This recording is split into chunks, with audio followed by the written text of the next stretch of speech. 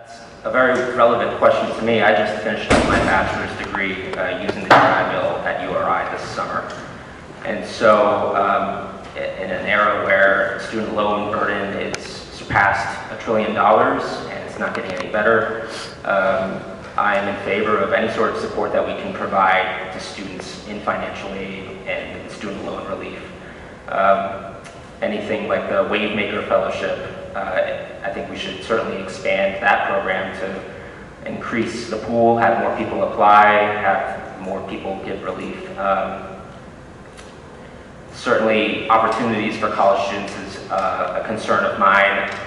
Students going through URI that I met, they were concerned about going to Boston or New York City or DC for opportunities to pay back their student loans. And I would much rather have them stay here, live and work and raise families right here in Rhode Island. So anything we can do to prepare our students for tomorrow, I'm in favor of. Great. 30 seconds, James. I see this as kind of a two-part issue. I'm not a fan of what Governor Raimondo did recently with the free tuition. It's not a good plan. There's a lot, it's too deep to get into in 30 seconds. I think we need to look at this and go back 20 or 30 years. When I went to school, it was 10 times more expensive for in-state, was 10 times cheaper than out-of-state to go to URI.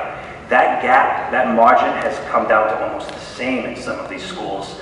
There's no in-state benefits that used to be there at our state-funded schools, and they need to be back down where they were. We're using it to attract people from other states, and we're not using it for what it was originally for, which was to make it cheaper for residents. Thank you, Dr. Fine. From my perspective, the political parties need to stop arguing about student loan debt and make sure we can provide a college education to everyone. We need to make sure that our kids aren't crippled or shackled to crippling debt.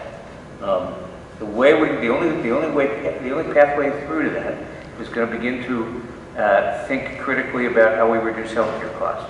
Because if you look over time, the cost, the money that we used to spend on college education is now being spent on healthcare, and that's absurd.